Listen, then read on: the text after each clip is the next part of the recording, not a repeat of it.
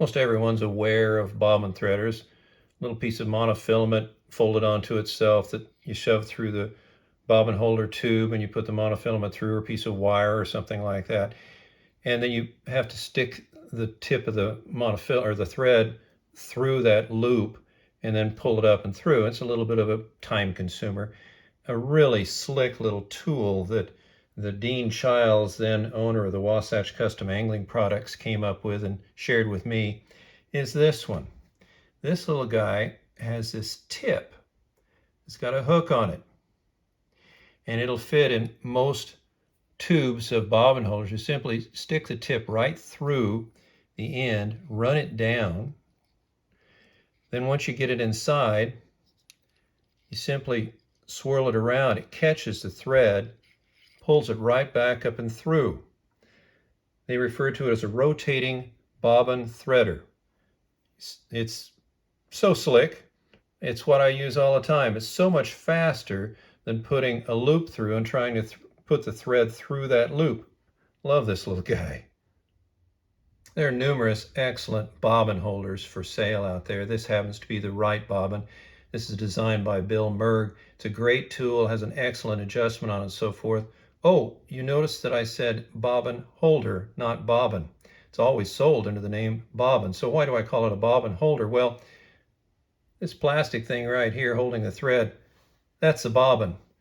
This device, the bobbin holder, holds the bobbin. Not that I'm picky. But something that I didn't like about this particular tool, and some others similar to it, is that I spin the thread a lot, and when I do, it wobbles and it goes rather slow. There's a tool that I prefer to use, and it's an old classic made by Frank Mattarelli. Mattarelli bobbin holder just does an excellent job. When you spin it, it doesn't wobble. It's just an excellent tool, but there's a disadvantage, and that's this tip right down here. This tube is stainless steel. And with stainless steel, you do get some thread wear on this tip. So when you get thread wear, you notice, of course, that the thread is fraying a little bit. So what do you do about that tip to clean it up? Well, what you do is what Frank told me to do. Get yourself a little piece of jeweler's rouge. And with the jeweler's rouge, what you then need is a little piece of toothpick. You take the toothpick and you simply rub it onto the jeweler's rouge, stroke it back and forth and get a little coating of it on there. And then you take the jeweler's rouge and you stick it into the tip of the bobbin holder and you just spin it. And that's all it takes. And you now have a polished tube on the Mattarelli bobbin holder. Does the tip of this bodkin look familiar? I hope not. I hate this. It's got head cement and goo and materials and what have you. I dip this into a bottle of head cement and pull it out to put a little tiny drop of head cement or UV resin or whatever as I'm putting on the fly, and it just becomes a big glob there because of everything else that's on it. I just won't put up with that. I have a solution though. If you have that problem, I want my bodkin to be absolutely clean. And the way that I keep it absolutely clean, a little bit of steel wool. Simply take steel wool inside a little container and you can polish the tip of the bodkin. Works great. When trying to make close cuts, if your scissor tips are as blunt as these are, it really makes it more challenging to make precise cuts. What I would suggest is you consider polishing down the tips of your scissors so they come down to an almost shear point, so you can come in and very, very precisely snip off whatever you want to without cutting something you didn't want to. Let me show you how I went about polishing the tips of my scissors. An excellent stone of choice for this is an Arkansas Ouachita stone. It's not super fine, but it's very hard, very smooth, excellent stone. You can moisten it with water if you choose to, or you can use an oil. But the process is simply you're going to take your scissor tip and you're going to slide it over the stone back and forth like this and rotating the blade as you go to make sure and cover that whole tip in sort of a rounding fashion. But I'm going to put my finger on it so I can feel it. I feel the stone underneath and I can feel the blade and I can see what I'm doing and feel what I can, well, I'm not seeing what I'm doing, but I can certainly feel. Then after you've ground for a little bit, stop and open the blades and smooth them off to make sure there's no grit that goes in the blade, and then check and see what kind of damage you've done to those tips. And just continue that process until you get that point down as far as you want. Then simply rotate the blade over and you work on the other side and do the same sort of thing. The advantage of having a sharp pointed scissor compared to dull points, it just makes a huge difference in my tying, and I think you will appreciate the same. It's worth the time and effort that you put in. Once you've tied for a while, you generally settle in on a Hackle plier that you really like. So each their own. Mine is that I really like the long-nosed English Bulldog. It does a good job, except the way that it's made with the metal tips, it just oftentimes doesn't hold a hackle as efficiently as I would like, and frequently what will happen is the hackle will pull free. So what I found out that is if I take a little bit of heat shrink tubing and put over the ends, it has a much, much better grip. And now I'll actually break the feather before it'll pop free. So if you have a similar type of hackle plier and you have a grip problem with those pliers, heat shrink tubing does a good job. Perhaps you're like me and your fingers tend to be fairly dry, so that when you apply dubbing, it's just hard to go on. It may go on clumpy. You just don't have the control that you'd like to have if you had a little bit more moisture on your fingers. Well, a solution to that is to do what Dick Nelson did. He would take a little moist cloth and keep it nearby. Just put a little water on something like this, and I'll do that frequently. Just not wet, but just get your fingers damp. It adds a little tackiness to your fingers. Another option is to use something like a low-tack wax. The problem with that is it can be really sticky, so use it judiciously, but it's a consideration. Yet something else to consider, believe it or not, is chapstick. Chapstick on your fingers adds just enough little tackiness there that you can get a little bit more grip on the dubbing. So that's something you might want to think about as well. Marvin Nolte came up with what he calls his finger wax, and he takes this little brick of stuff that he's made, puts it in a Ziploc bag, puts that into his pocket, and it keeps it warm, and so when he needs it, it's just sticky enough that it'll rub off onto his fingers. As it is right now, for instance, you can hear the rosin in it. It's dry, and I'm not getting much off it, so you need to warm it up a little bit. If you're interested, the recipe is 30 parts of beeswax, 15 parts of rosin, 5 parts of castor oil, and 50 parts of paste fly flutant. And what you do is you melt the beeswax, and then you kind of put everything else in there. Contact Marvin if you want to get more information, but once it's melted, you just pour down a little flat mold, and this sort of thing comes out. So that's a consideration. It works really well, but you do need to warm it up before you apply it to your fingers. My personal favorite, believe it or not, is a product you've probably seen in banks before. And Sort Quick is just enough to keep my fingers moist. Pull this off, just kind of rub your fingers around it like so. Stroke your fingers together. Let it kind of dry out, so to speak, and it just adds a great tackiness to your fingers. It's just enough to make dubbing so much more easy. You're likely familiar with the various types of dubbing twisters that are out there for sale. This just happens to be one of the commercial ones that's available. I like generally simple tools for my fly tying. My friend Margie Bogus made this for me. It's just a little weight of copper at the bottom. It spins just beautifully. It's very, very smooth. Simply stick it in the loop of the dubbing and spin it, and it's done. But I wanted to share with you something that I admit to you may not be interested in, but I want to share it with you anyway. This is a milk frother. Now, how in the world are you going to use a milk frother to twist your dubbing? Well, leave it to Gary Borger. Gary took milk frother and he came up with this. Just cut the wire off, bent this end, take this hook, put it down into the loop for your dubbing. Now, it's going to be quick, so watch closely. It's done. Something I would never encourage someone to do is when cutting deer hair, elk hair, moose, that sort of thing from a hide, to use the really good scissors to come in and cut off the hair. For instance, with my scissors, I very carefully ground these scissors down to a fine point. They're carbide insert blades. I paid good money for these scissors and I want to save them. If I was going to use something to cut hair like this, what I might do is consider turning to a utility scissor that's perhaps maybe a little bit more durable, and I don't worry about the quality of the blades quite so much. It's a less expensive blade. But I have another tool I'd like to share with you that a student shared with me that just blew my mind. And what it is what's referred to as a lead shear. This happens to be a pair that I purchased online pretty inexpensively, and by the way, I might mention this particular one. One of my students purchased that very brand, did not get the same tool. This is a lead shear with a sometimes referred to as keeper.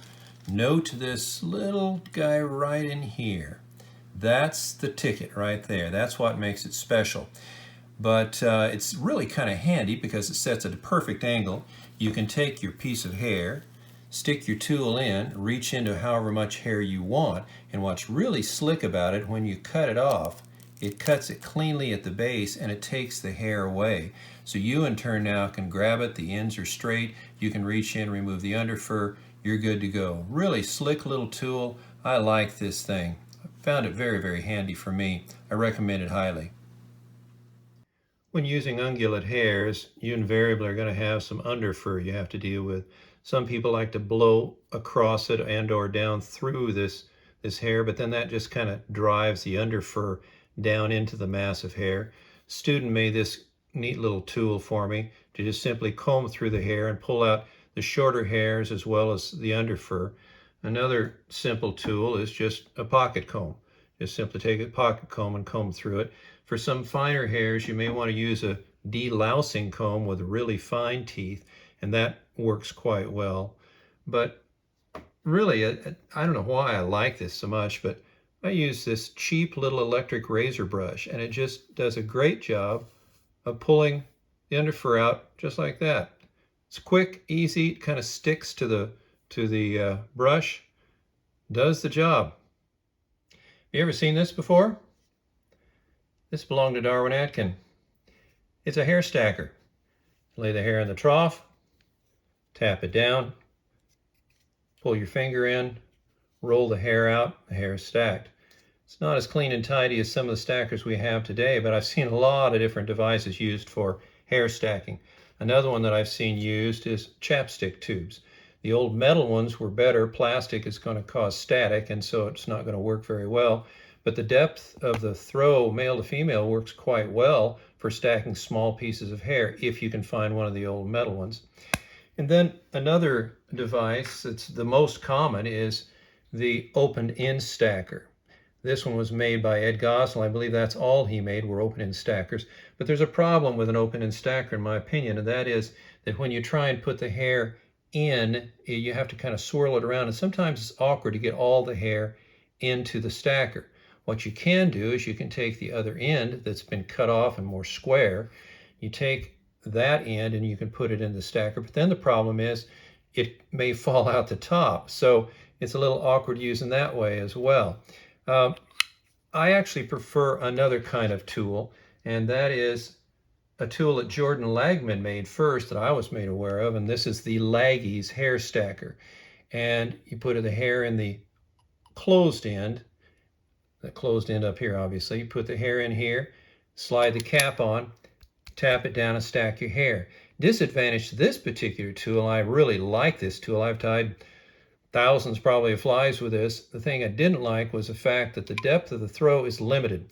You can't adjust it. So let's say that you have very short hair.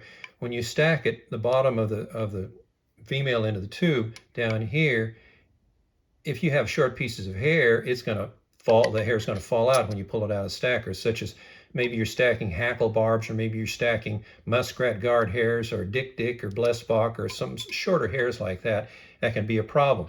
So in considering that, I started thinking, well, what's a solution?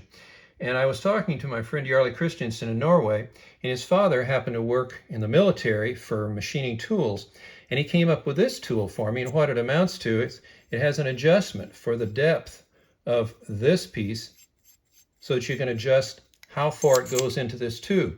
The problem with it was, and he made it, the tolerance is so tight, there's a little tiny hole up here, it's like it's an air shock And when you pull it apart, it unstacked the hair.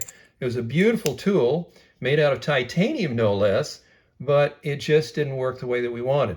So then Steve Fernandez visited with Yarley again about the next year, and he came up with another one. And this is what we finally ended up with. This one's a brass one. Steve has one also made out of titanium, very much like it. Again, you have an adjustment here to adjust the depth that this goes in. So you can stack a variety of hair. Well, then that led to another stacker, and that one was made by Scott Stisser.